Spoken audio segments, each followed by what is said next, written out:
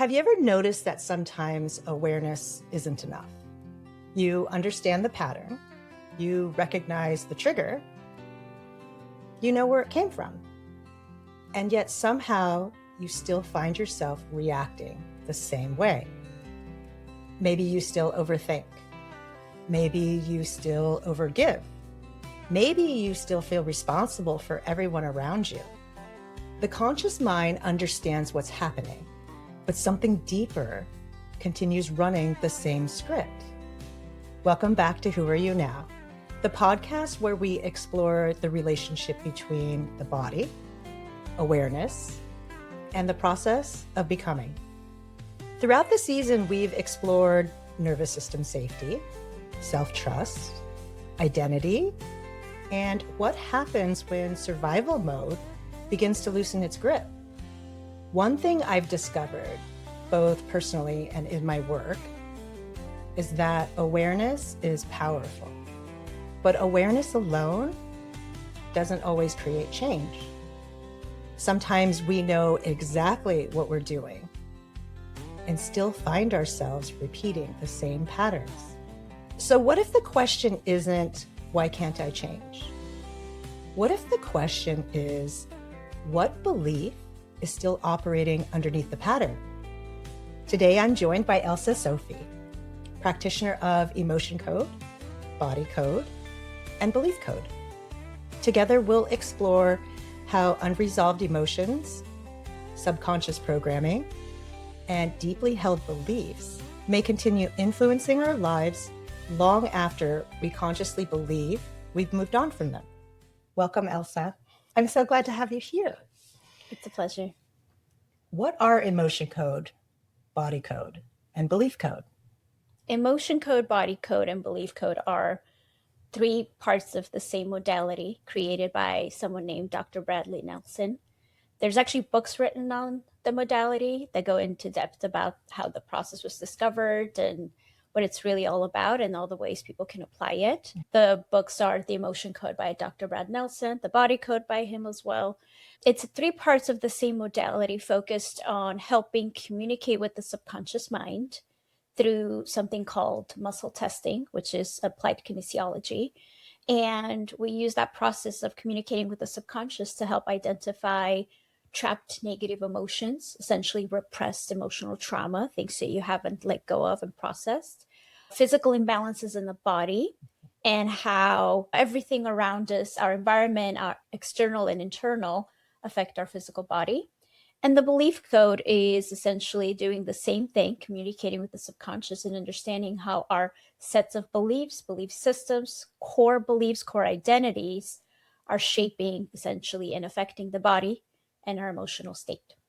When you yourself went through the program, she's actually certified in each of those codes. You can do 1, 2, or 3 together or independently, or is it layered? It's more so layered. Mm-hmm. So what happens is it's more so about the level of training and understanding and how in depth you get into the process. So it's really actually adding on. It's sort of like getting a bachelor's, master's, and then PhD in the same subject. Oh, I get it. So you first learn and certify in the emotion code, and then the body code, and then the belief code. So by the time you have learned and are applying all three into the process of working with the client, technically you're called a master practitioner or a belief code practitioner, but that means you're implementing all three into the process. How did you find this work? Yeah, great question. I think like many healers, I was driven to this work through personal experience, through a lot of seeking, through a lot of questions to why. My personal life journey has been quite unique, very different than probably most people's. When I explain the depth of things that I've experienced and lived through and just navigated, it's like, wow, one lifetime for that. From really an early age, I was very familiar with change, and it seemed like everything in my life was constantly changing. And so you really learn to start asking questions early on because you have to navigate. And when things are new, we don't understand and we're afraid of them. So I took on a mission to understand, because I realized when you're afraid of something, go learn about it. And that really helps you not be afraid of it. Absolutely. When I was really young, started having a lot of health challenges. And ironically, my mom is a doctor, and we first reached out to Western medicine to see if it could help me. I was actually hospitalized for 2 months when I was 11 and missed half of fourth grade. And, it was not easy. I was going through in and out of doctor's offices. No one could figure it out what diagnosis. I was tested for everything under the sun. Not a traditional sort of way of growing up as a kid. But what I saw through personal experience was my own mom, who was trained Western doctor, started relying on Eastern medicine and holistic processes and modalities to really help me. I was on the verge of experiencing kidney failure due to side effects while I was hospitalized. Someone told my mom, there's an acupuncturist, give it a try, see if it can help. At that point, you have nothing to lose. Right. We did it. Within 6 hours, my kidneys started functioning again. Wow. And the doctors were just saying at this point, we just wait and see what happens. So I think going through something like that personally, as a family, we really started leaning into and asking more questions outside of the traditional, well, this is what everybody does approach. And my mom learned homeopathy, and we started heavily using homeopathy, different holistic processes in our own home. My body responded really well to that. It actually really helped me heal. And the long story short to it, that, personal experience was when I was 21, a doctor said, well, we think it's something genetic. Maybe it's some kind of autoimmune. We still can't label it. We really cannot give you a good answer. Right. But, maybe something of that sort. And I remember very vividly, I was actually a pre-med psychobiology major, thought I'll become a doctor and maybe then I can figure out what's wrong with me. And I remember I looked him in the eye and said, well, what do I do now? I was 21. And he said, well, there's this drug you can take. Maybe it'll kind of help repress some of your inflammation. And that's about it. I think that was the moment that shattered my world, because up until then I was going to be a doctor and I was going to figure it out. And all of a sudden I no longer really had faith in that path. And so it really made me start asking the question why for myself. I said, okay, if I'm going to figure out what's wrong with me and how to heal, it's up to me. No one's coming to rescue me. Save you. And it applies to everything, isn't it? Yes. Not just our finances and even to our health. Oh, so if there's one thing I want to share actually with everyone listening is, especially your health, no one's coming to rescue you. You have to take full responsibility and say, what am I going to do to change this? That led me down the road of learning personally about holistic processes and modalities.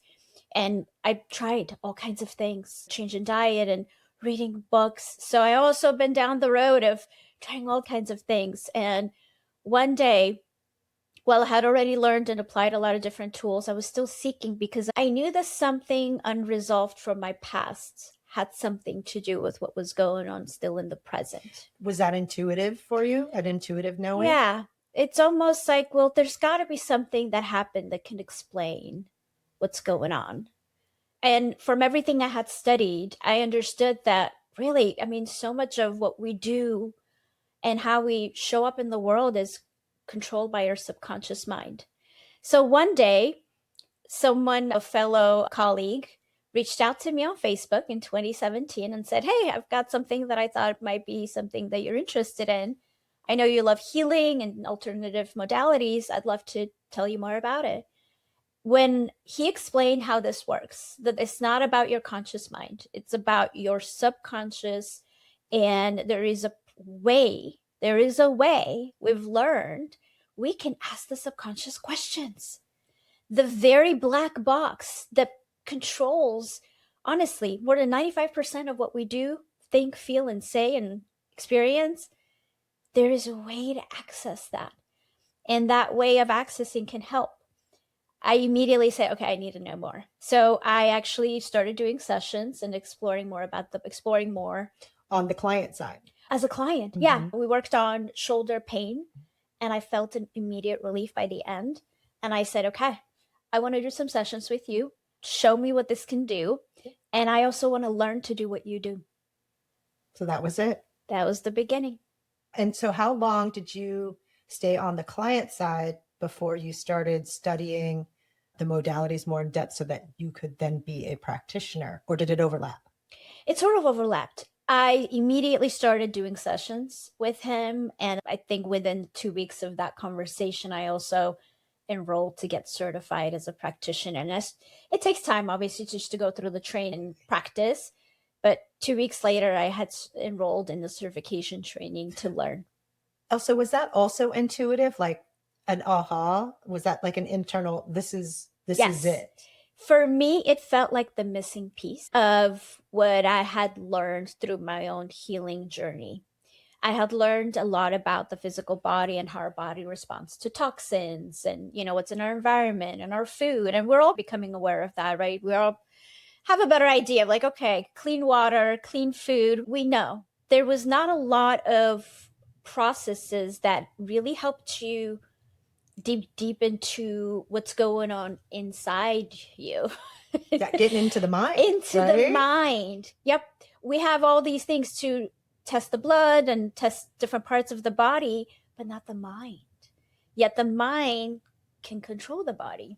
It does control the body. It does control the body. That's a real fight. I always tell people the mental body is the mean girl. It is never going to take you down the positive. It will always say, what if this? What if that? It could be this. And it really leans negative. Yeah. So I don't know that we can control it, but we can put it in its place so that it doesn't influence and affect us in how we live our lives. And it is possible with some of the modalities, like Elza does, is to turn that volume way down. And something that I've experienced really, really recently was that I was able to shut it off. I love that. And I didn't know that that was possible. Yeah. It's still gone. So we'll see if that has opened up, if the mute button stays off with the mental in that sense. But it has been unparalleled to anything that I have felt along my healing journey and my seeking and my awareness. And it was the mind. That was the thing I couldn't put my fingers on or my thoughts on, or I just didn't know what that humming was. So with modalities, I've worked with Elza before. It was before I started the podcast, and I've had my children work with Elza, and the work that she does is amazing. Now that we're at the point in the podcast where we're talking a lot about nervous system safety, I really feel like addressing the subconscious and those limiting beliefs that lie there is so important to get to the other side, where then you can live presently in your life, in the present. Yes. Tell the listeners what you said before about what you would consider depression and anxiety. Yes. This is not my original thought, but I always kind of anchor back into this, is they say anxiety is living in the future and depression is living in the past. So when we're really anxious, that means we're really worried about what's going to happen. And when we're really depressed, it means we're still living in the past and we haven't been able to let go and move on. And so I feel like as humans, a lot of us, most of us, spend an awful lot of time either in the past or the future. And really, the only time we truly have is the present. Go figure. It's so true. Past is gone and tomorrow is not here yet. And when you talk about anxiety, I had never considered myself an anxious person, but I am a doer and I am a seeker. And so I think at some point, the doing and the seeking became a survival strategy for me. Yes. Versus an expansion, embracing present. Makes sense. And so now that there's been that switch, it feels really different. My present feels different. It's like growing my present and the future will take care of itself versus what's the next thing.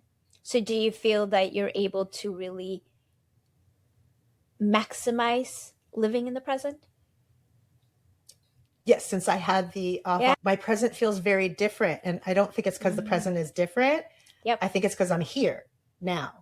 And I always talk about be here now. There are moments like when we're with clients and there are those moments where you feel completely present. Yes. But I think that 95% of when you're not doing, maybe that's why I do so much, is because when I'm doing, I'm very present. But the reason for it is always the future.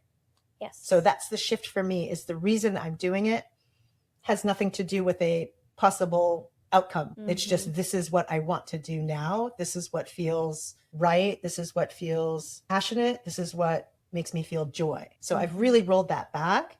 and sort of given the future back its own key. Yes. And so I don't know, we'll see where it goes. It's actually been quite a recent shift for me. So I'd say so far, so good. Love it. I'll have to check in and let you know. I love it. But like the one thing I love about this conversation is many of my listeners and my clients have done a tremendous amount of work. They really sit and work on their awareness. They've had different modalities of healing or therapy. They've read books. Yep. But yet many still feel stuck in the pattern. You have all this information and it's like, okay, I understand all of it. Why doesn't anything change? There's still that thing. So I wanted to ask you, why do you often understand a pattern, but still continue to repeat it? The $1 million question. Yeah. Well, and I think what I'm going to explain, at least to this point, what I understand about it, because really human behavior and our mind is the most complex thing. And it's a lifetime of learning. Exactly. So we're just trying to help everybody along the way. We're trying to learn along the way. But from everything I've done with over 9,000 sessions I've completed with my clients and my personal journey, really at the core, we are animals. And I use the term animals because then we can really fully understand that, just like how there are other, dogs and elephants and all these different species. And we can look at them and we could see their behavior and we can realize, oh, this is survival. I think sometimes we sort of have separated ourselves from the rest of the living creatures on this planet, that we really sort of think we're completely immune to the behaviors that are strictly and simply driven by survival.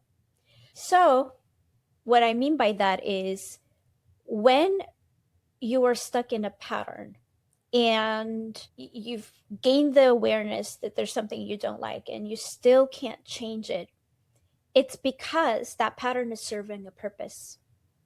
My work has grown a lot over the last 9 years of doing this and everything I've learned.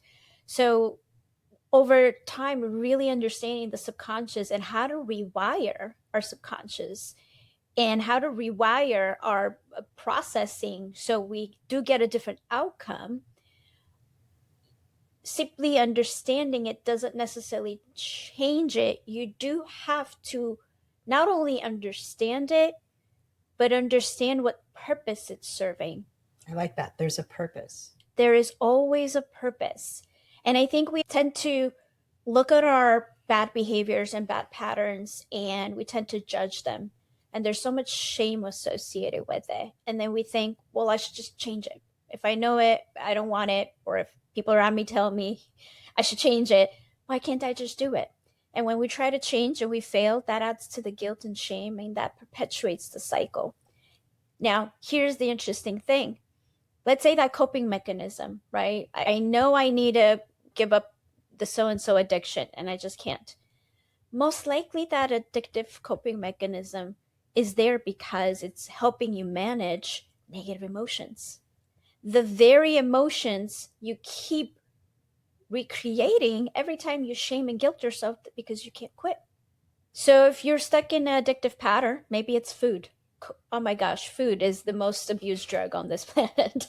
Really, all of us to some degree use food as a regulator for our nervous system, self-soothe or escape.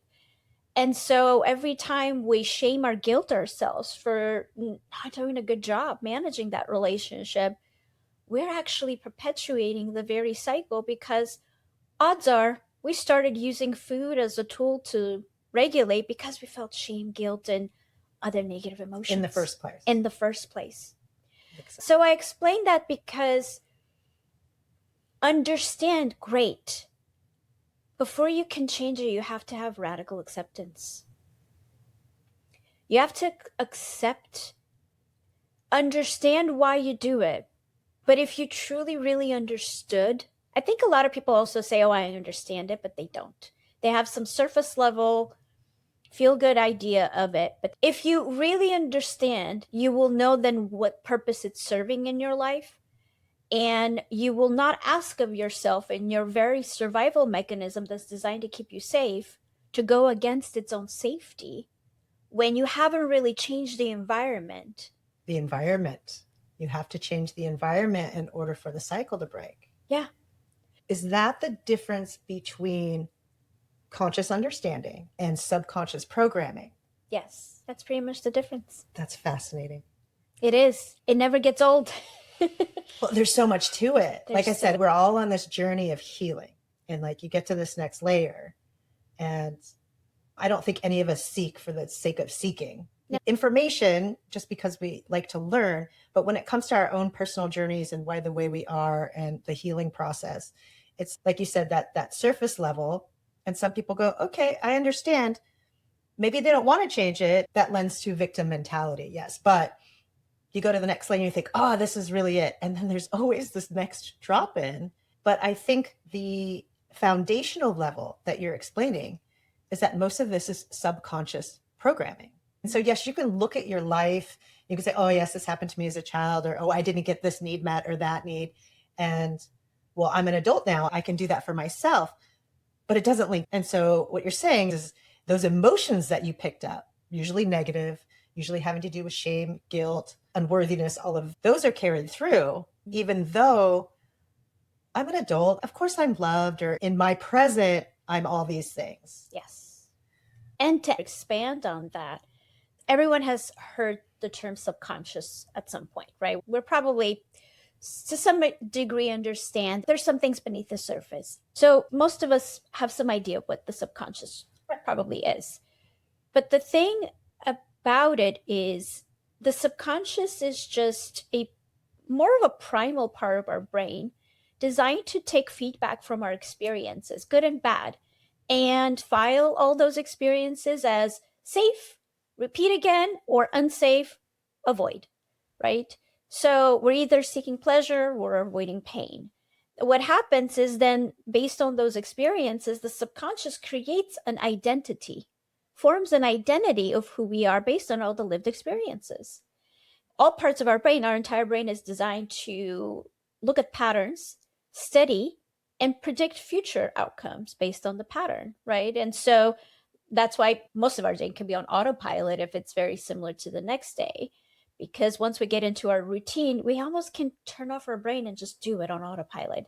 A lot of that is because the conscious brain, once task is familiar and you kind of know what's going to happen, our conscious mind kind of hands it off to the subconscious and says, okay, just, you know what's going to happen, just get it done. Now, that part of our brain is highly responsible for getting our needs met, making sure we stay safe, regulating our nervous system, avoid threats, all of that. Through the experiences we have, especially if someone has negative experiences, that part of our brain forms sometimes a not so positive identity about the self based on the experience. Now, what I mean is this. Let's take a simple example. Child grows up, maybe doesn't get the love and affection of a parent, just simple. And through that lived experience, the child says, I'm not lovable, or I have to work really hard to earn love, or I'm only accepted when I'm performing, or it's not safe to be me. Whatever the story may be, maybe a combination. And let's say that child one day becomes an adult, grows up, reads books, goes to college, gets in relationship, friends, and learns from other parts of the society, maybe achieves amazing success in career, maybe gets married, maybe becomes a parent, and has all these amazing achievements, right? I'm a great parent. I'm great at my job. I'm so successful, have awards. And there's all these amazing good experiences that essentially are giving you a different feedback of you're good enough. And that's where the conscious starts saying, oh, I am amazing. But yet there are so many people that when you interview, even very successful people that have achieved incredible financial success that come from poverty, a lot of them will say, I still feel broke, or I still have fears around money. Why? The thing that shows you is in our adult life, chasing to prove those things wrong and do and have isn't going to get rid of that fear, is it? So what that tells us is that lived experience that you had, maybe in that one relationship in college, maybe in childhood, wherever it was in your life, that said, I'm not good enough, or I need to do this to get my needs met, or I'm not worthy to get my needs met, there's a part of your subconscious that's holding to that identity, and it is living according to it. And so when you think of your coping mechanisms and all these habits, all the places you say you're stuck, the reason why you're stuck, or you say you're stuck, is because your conscious mind, your lived experience till this point, says I have plenty of reasons to know I'm worthy of more, I deserve more in love, I should be more successful, I should have achieved more, or I should have been further along in my health journey. But what I'm saying is those things are all true. And at the same time, because two things can be true at the same time, and at the same time, somewhere in your subconscious is a version of you that is not as strong, as smart, as brave, or as confident. And that is not your fault. That was at some point what the world told you about you, and you believed it. And sometimes we almost don't want to accept that, because we almost don't want to accept that we allowed someone to tell us that, right? That's where the guilt and shame come in. Yep. Of even accepting something at that moment that you know is untrue and make it true because someone else said so. It didn't come from your internal wisdom, your internal knowing. So there's shame in that in itself. Is I made a really poor choice, whatever it could have been. Yep. And you can even say, I knew better and I did it anyway. Yeah. But the serving the purpose, having all the different ages of all the different experiences, how do you call that one forward when all these other ones are your cheerleaders and this, but that's the one that you're listening to? Yes. How do you differentiate? And is that what the work is for? That's essentially what the work is really truly for. So typically when I walk a person through the process of essentially discovering that, right? Most people come to me because they're stuck or they want more and they don't know how to get it. And that really is the work is about. I always say the truth may hurt, but it will set you free. Yes. But essentially what we do is exactly that. We use the emotion code, body code, belief code modality as a tool to communicate with their subconscious. And so I'm able to ask that person's subconscious the raw data. What are the repressed emotions? What are the limiting beliefs? And where in your physical body are there imbalances and things out of alignment and structures and entire systems that are not doing their job properly because of it all? And when you approach a problem from different angles, you're able to really see the full picture. And that's why I really love the emotion body belief code modality, because it allows me to really access the subconscious from different layers, the emotional aspect, the emotional body, and what was our lived experience and what do we feel, and it is what we are feeling or what we felt still stored in the body and waiting for the time to reactivate and repeat as a cycle over and over again, right? Those are the things that we say trigger us. And then looking at the belief systems that are reinforcing. A lot of the time we experience something and our brain processes and creates a belief about the experience. And based on what we believe, that tends to affect our state of mind, and our state of mind affects our emotions oftentimes. There is such a big connection between the two. They really feed each other. And then, of course, the body.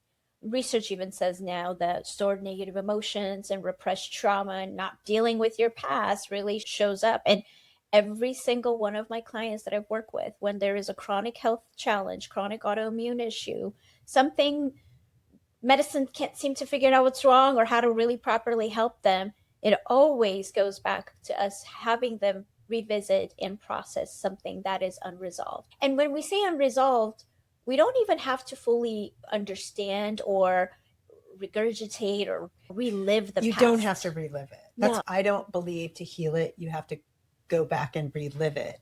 Yes, absolutely. You can pull the thread out without having to feel all the emotions and all the terror, all the fill in the blank with the emotion. It is possible. Yes. Because really, if you think about it, if everything in the world is made up of energy and we are energy, our lived experiences is just different energies colliding with ours. So really when we're saying there's some things you need to release, sometimes there's just stored energy in the physical body that we just need to let out. That's right. When we cry or have venting session, we feel better because in some ways it is a way for us to process and let something out. Absolutely. But at the same time, some experiences, maybe you have done all the somatic processing and maybe you have cleared and released. And I have some clients that come said, but I've done all that work and I've released. Why am I still repeating the pattern? And sometimes that's what I mean about the subconscious rewiring. Sometimes the only piece left is you've done all the healing, but somewhere deep down, you still believe you are that unworthy little child. Can we talk about what is a limiting belief? So, limiting belief really is a negative thought that creates a limiting perception and interpretation of an experience that tends to be what you automatically apply to your scenario. Obviously, a lot of them are created through our own personal experience. Can they also be inherited from family systems and or environments? Yes. Cultures, religion, things like that. Absolutely. So, long time ago, I learned something that said, term in psychology really, that life is full of just facts. This happens and that happens. And our interpretation of what happened, the meaning we attach to what happened, really is what creates the story. It's our perception creates our reality. Absolutely. That's how we manifest. That's how we create the reality we live in. And so if you really understand how are you interpreting the situation, what meaning are you attaching to the situation, that is really truly coming to the origin point of where a belief is formed. When you ask yourself, how do I get rid of my limiting beliefs? A belief is just the meaning you're attaching to something. Ask yourself, why am I attaching this meaning? Did someone teach me this? Did I really believe it, or am I just repeating it? So beliefs can be inherited, beliefs can be just absorbed. Not everything we believe is just because we experienced it. If our parents go through a painful divorce, even if you've never been through a divorce, that could be enough for you to say, I'm never going to get married, right? Mm-hmm. That could be a belief you form about relationships or marriage based off of just observing someone else's negative experience. It doesn't have to be. The thing is, we're interpreting information and data all day long. So really everything from what you watch, anything and everything you're consuming from the outside world is a source of forming a belief. Agreed. Yep. What are the most common beliefs that you encounter in working with your clients? I will say the most common that I see are the really deep ones that I think are really universally shared amongst many of us. I'm not good enough. I have to perform to earn love. It's not safe to be me. I see a lot of limiting beliefs around worth, essentially how we feel worthy. So there's a lot of beliefs that we create around this is who I am, therefore, or we say, I want to be good enough. So then these are all the beliefs that I have in order to be good enough, right? So a lot of our beliefs are actually based on the identity we have about ourselves, and either to justify why we have that identity, if the identity is victim based, or if the identity is success based, or like I want to be a winner, then a lot of the beliefs are going to be, well, I have to do XYZ to get there. I was in that camp. Yeah. Yeah. How do those beliefs tend to show up in everyday life? This might shock some people, but they're everywhere. They're in every single decision we make. Everything from what we choose to spend our money on to what we say yes and no to, from our relationships to our career opportunities, even to what we believe is possible for us. That's a big one. Yeah. That's that limiting belief ceiling. Yep. Because it's funny, it doesn't matter what socioeconomic background you came from. If you don't believe it is possible to change your status, so to speak, it doesn't matter how hard you quote unquote work, it will not happen. That's the paradox. is That's that the sometimes the paradox. things that we are fearful of drives us in the opposite direction. Absolutely. And that's my case in a lot of Yeah. my healing, but it doesn't mean we ever felt safe or enough or fill in the blank while we were doing it. So you don't necessarily enjoy the process of life, even though you're creating all of these wonderful things or what people would perceive as, wow, they must have such a great life. And we're not living that because we're stuck in the why we're doing it isn't from a place of freedom. Yep, exactly. There's the saying is the happiest person is probably not the multi-billionaire, it's the average family who just has a simple life and has the balance of work and family and It's the community. balance. So in many ways, yeah, well, sometimes we can get lost in the what are we really even seeking? And that's kind of where I want people to roll back and have a pause. Yeah. That was mine. Like we talked about very recently, was like, wait, let's just be in now. What are all these things now? Yes. How do you cultivate everything you have now instead of what would be the next thing that I think might make me feel better or get me to a certain place in life? Because, like, if you really look at life, most lives, it's all pretty good right there, Yes. right? If you choose the perspective of all the good things you have and not all the things that aren't there. And if you cultivate the things that are there, Yes. I guess the word is you can grow your content. Now, that doesn't mean that you stop growing, you stop striving, but you're much happier in it, in the process of it. Yes. And in many ways, actually, and this is how you can tell, a lot of our coping mechanisms are driven in survival. And that's the thing, right? And this is exactly what I mean. It is a part of you that made the decision and started behaving and thinking that way because that was the best you could do at that point, or that was what was needed to survive. And many people take that and go all the way and achieve massive success.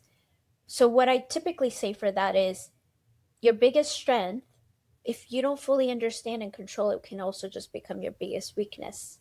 And that's all we say, right? Is again, balance, really. It's okay to understand that maybe you're so success driven and that because you felt that you were not enough and you wanted to prove everybody wrong. But just also, I think what I'm saying is really healing comes to the point where you understand that that might be why you want all these things. And it's okay for you to still want those things. But to get to the point where you say, I'm enough for me, and that's the most important thing. And I still want to achieve these things. But even if I don't, as I am today, I am enough for me. And that's what I mean is, coming back to living in the present, isn't it? We're not saying don't have these things and use the tools and what adaptation you've learned to get you there, but understand it and understand why so you can finally fulfill that need for you and create a sense of stability and safety internally to know that you are okay and you are taking care of that need now, which helps remove that anxiety and urgency that I have to always get it right or else. Ultimately, what I've discovered through helping people get to this point is that's how we get out of survival mode. Imagine you can still strive for all these goals and dreams, but you also wake up every day saying, and I'm still enough today. And I think that's where practicing gratitude comes in. Even if you don't feel it in the beginning, when you open up, look at all the things I have today, look at all I am today. I am grateful for what I have today. It brings you back into the presence. And gratitude automatically creates abundance. Yes. So it depends on not perspective, but if you really mean it, like attracts like. When you have more gratitude and you want everybody to do well, it boomerangs back to you. People have more gratitude for you. They want you to do well. It just shows up in the energetic flow. Absolutely. Absolutely. I do want to make a point because I feel like there's been times in my life, and maybe some viewers may be there or resonate with it, where, you hear practice gratitude and you're like, I cannot be grateful today. We all have sometimes Oh, those sure. moments. And what I want to say to that is, first of all, give yourself permission to be where you are. Sometimes it's painful because we're resisting so much. And the other thing is to start befriending that part of you that is really the subconscious operating, meaning really understand what's going on. Why is your body sending you these signals? Or why is it that you're stuck in this pattern? What is this pattern serving you? Are you really afraid of something that you haven't addressed? Are you running from something? When you can really start listening to your body and understanding yourself, you can get to the point where you feel at peace because you understand why you ended up where you did. It's like when you understand why someone made that choice, it's easier to forgive because you can understand how they came to that conclusion. For sure, the compassion goes up. Exactly. For yourself, for others. So to have that level of empathy and forgive or still be grateful, have that. So accept yourself, understand why you're there. And then from there, start asking, what would it take? What do I need to make those changes? Okay, so let's go there. How do emotions and beliefs become connected to the body? I love this question. So emotions and beliefs are just energy, just like everything else. But it's typically something that moves through the body. We can feel sometimes the different emotions move through us. So an emotion gets generated and it's flowing through your body. And oftentimes you're going through an experience and your brain is trying to make sense and make meaning of what's happening, and a belief is being created. Either an old one is being pulled out of or a brand new one. And so these become these balls of energy, spheres of energy circulating in your field.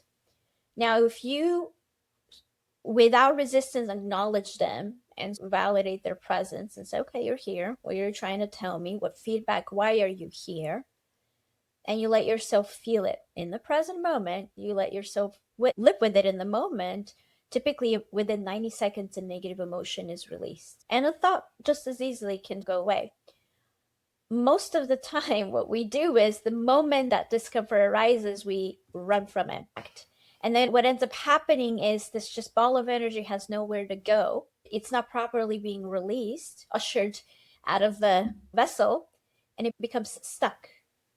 And so they end up becoming trapped beliefs and trapped emotions. And they actually get stuck within the tissues of the physical body. Correct.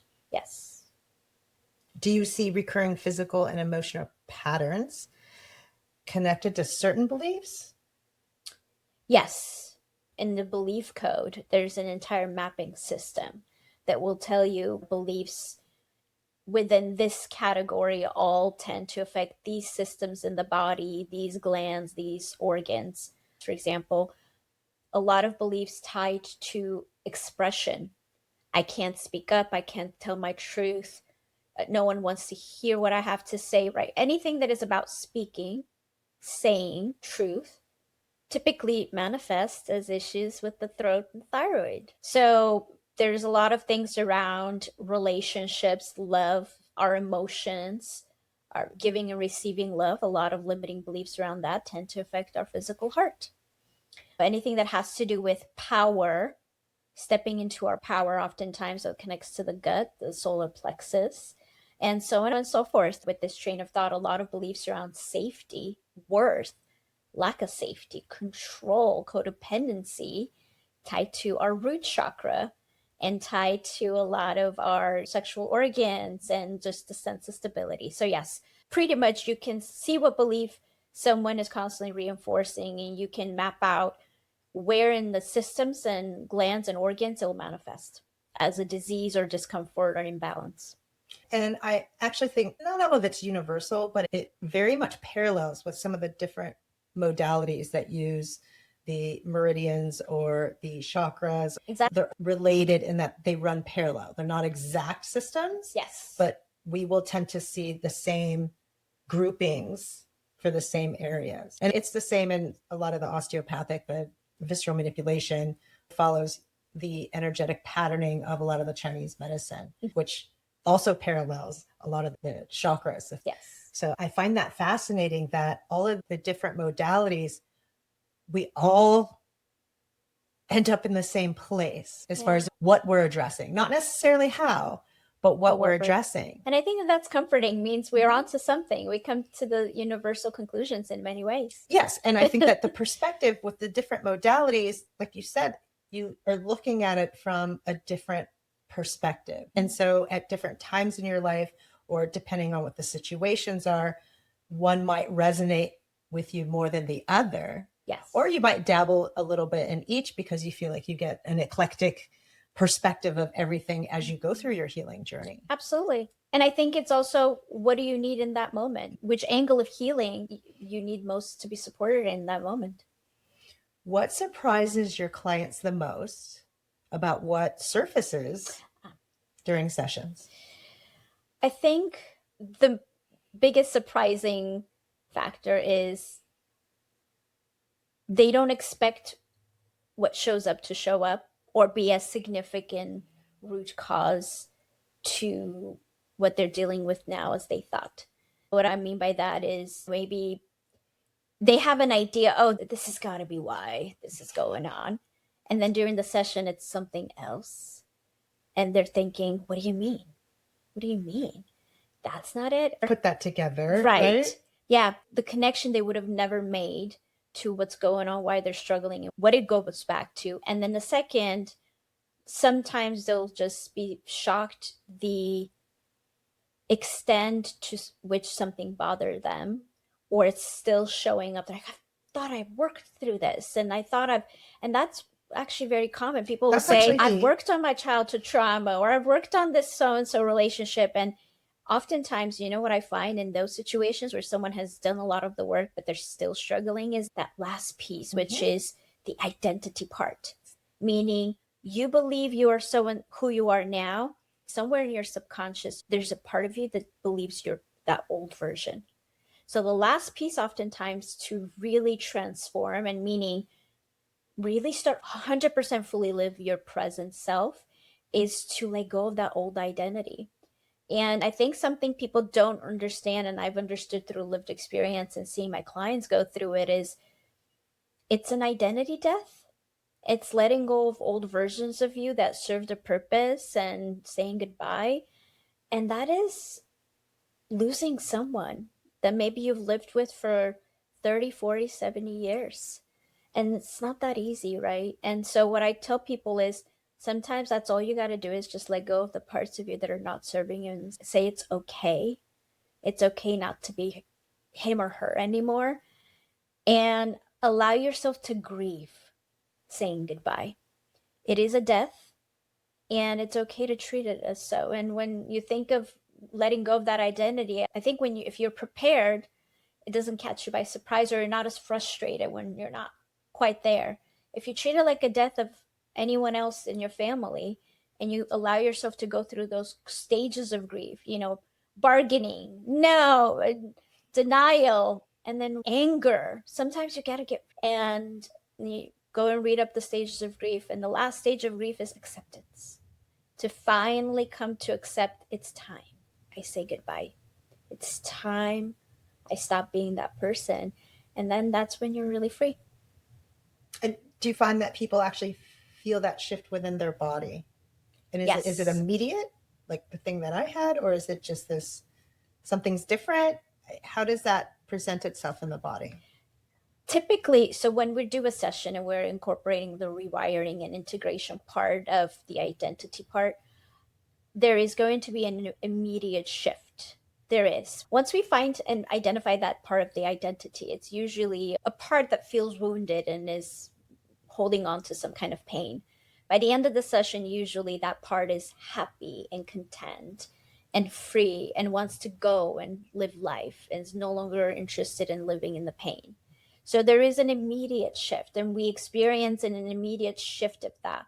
And typically what tends to follow after the session is integration of that process over the few weeks and months following the process. It's almost like we meet that identity and we have a conversation, understand what's going on. We say, okay, you no longer really need to be doing that. It's okay to let go of that role you've played, the people pleaser or the fixer and taking care, caretaker. But a lot of the time, if you've been doing that for 40, 50 years, sometimes one visitation is not enough to say, okay, I'm done. So we almost have to hear every argument that part has to why, no, I still, keep me around. And once we can really put every but to ease, then it says, okay, I'm good. I'm ready to go. So there is an immediate release and there's usually integration. And if the person feels like they're still struggling, that usually means there's still something in that identity that needs to be resolved. So we really want to visit that part until that part feels content and complete and allows you to live in the present. I like that. Yeah. So with the body awareness method, we often talk about creating enough safety in the body to become aware of what's actually there. Do you find that awareness creates release, or the release creates awareness? Great question. I do think it is almost something that is happening simultaneously. I do too. Yeah. You may open the door to release through starting with some level of awareness, or maybe something reaches a point that it's ready to release and that pushes you to seek awareness of why. But I almost always find that they kind of go hand in hand. The more aware you become, the more you want to release, and the more you're releasing, the more you're becoming aware of what it is you're releasing. Yeah. I do. I think of it as an infinity sign. It's just going. Yeah, because think about it. What we're said about emotions is when it was something you just needed to feel and become aware of, that you didn't. And then it could go. And all it wants is to be felt and become aware of. So the more you're like, wow, I'm feeling something, the more you're becoming aware something's there. That thing now has the opportunity to be experienced and lived through and felt, and then it gets released. And then it can go. And then it can go. And then it can leave you alone. Right. And oftentimes that's all it's asking for. It wants to be witnessed and heard and hugged. And then it releases on its own. And it will go freely versus this like tug of war of, why are you still knocking on my door? Yes. And that process, you don't know how long that process is actually going to take. Because if you've been ignoring it, and it doesn't mean the longer you've been ignoring it, the longer the process is going to be, but it does have to go through the stages of witnessing, letting it be heard, letting it say all the things that you keep. Yes. Right. And integrating that, having the conversation, like you said, with it until it's told you everything it's going to tell you. And then it kind of wants a hug, like a thank you for protecting me. Thank you for being that when I couldn't, I was scared. Yeah. And then that's the acceptance part. Yes. Where then you can part ways and be okay. And I love analogies because it helps us really understand more complex things in the simple terms. If you treat that part of you, that part that we're trying to heal, fix it, as a little child, in many ways, oftentimes a lot of those parts of us that are causing havoc on our adult lives is a child. It's a child version or a younger version of us that really didn't get seen and heard and really supported the way it needed to be. We had unmet needs. But let's say just we're comparing it to a child. When a child is screaming, yelling, throwing a tantrum, if you just keep ignoring it and saying, go away, leave me alone, what's going to happen? Oh, it gets worse. It gets they worse. Get louder and louder. Now, sometimes you say, here's a snack, go away. And we tend to do that with ourselves. And that's temporary. And it comes right back. There's the eating disorder. Right. Yeah. But what happens is when you say, come here. What's going on? Do you want to talk to me? Why are you crying? It's okay. It's okay. Oh my God. It's okay. It's okay. You sit, you comfort. Do you want to hug? You want to tell me? You just let it talk to you. And you say, oh, I'm so sorry. Give a hug. Give it what it needs. They stop crying. Happens? They're happy. Yes. They've forgotten all about it and they're off skipping in the mud somewhere. Exactly. Mm-hmm. And they leave you alone and everyone is happy. That is how you want to start treating that part of you. I like that a lot. And it's true. And it's also taking the time to do it. Sometimes I don't know if people realize that healing takes time, but that the process of it is not linear. And so again, with the body awareness method, there's the awareness that happens and it sort of opens the door, but then there's the allowing. And that's where the conversation and the back and forth and even just watching yourself repeat these patterns Because at first you probably weren't aware of it. Yes. And then you start saying, oh, wow, I did that again. And then after a while, you kind of stop yourself halfway through and go, oh, no, I'm going to go this way. Yeah. And it is a process. The more you allow it, then the earlier you change directions. Exactly. And then at some point, the pattern goes away and you're rewired, so to speak, over here. Yes. That's when you're ready for action. But oftentimes I feel people realize they don't like something about themselves and they want to change it. But the way to change it permanently, to have it stick, is in the allowing phase. And we cannot determine how long that allowing phase is going to be. You just have to be with it and communicate with it and pat yourself on the back when you're like, oh, I thought about the bowl of ice cream, or I only ate half the ice cream, or right, I just took a bite. And then, you know what? I actually don't feel like having ice cream. That's going to take a while. Yeah. And it's not just rewiring, well, let me have this instead, because then you're actually still feeding whatever the underlying purpose of the addiction is, with just a different addiction. It's actually having to get rid of the purpose that you're going to an addiction in the first place. Exactly. Right. That really is. It's always about addressing the root cause. And this is what I mean, right? Is that so many people may be struggling with an addiction and there's in this perpetual try to do something about it, fail, shame, repeat, reinforce the cycle, reinforce the addiction because now I feel even worse. And sometimes the addiction will then get worse. Exactly.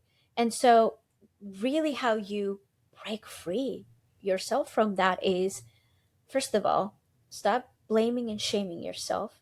The reason why you're doing it is because somewhere in your nervous system, this is helping you survive. And let's understand what purpose it's serving you and why. That will help increase empathy and understanding. You're becoming more aware. The more aware you become, the more you're becoming aware how it's showing up and all the ways it's showing up. Then let's ask why. Why is it there? We're so intelligent and we almost don't give ourselves so much credit. It's like, well, I'm doing this. You may think you're self-sabotaging and your subconscious is thinking it's doing an amazing job. Mm-hmm. At the same time. At the same time.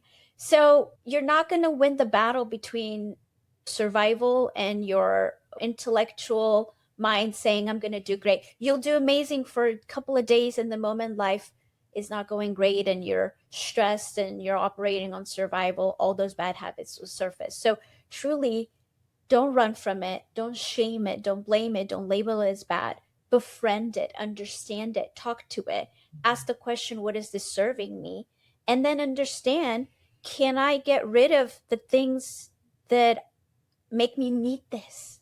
Can I start changing the things that push you to need those coping mechanisms in the first place? Yes. And that's going all the way back to the beginning. Yeah. So sometimes it's going to take some time to figure out, that's why I need that. And that's been there since 5. I might have changed out what I need. Yep. Right? Could have been candy. Then it went to something else. And then it went to cigarettes. And then it went to alcohol. And then it went to, something else. Part of that is the cycle of dopamine, because we get that quick hit that takes us out of fear and shame and guilt for a split second. Yep. And then we go searching for it. Absolutely. Versus, can we figure out what the shame and the guilt and the fear is? Then we don't need to go do something to get rid of it. Yeah. We get to the core of it. And sometimes by becoming aware, you realize the only reason I felt shame or guilt with this so-and-so person I just interacted with or at work was because I had a false belief and I was creating a meaning about myself that's not true. And if you can understand and change that, guess what? And this is what I love about subconscious work and actually working with your subconscious is the world around you is not going to change, but you're going to change. Therefore, the world around you will change and will start responding differently to you. Completely perception, yes. Yeah. Absolutely.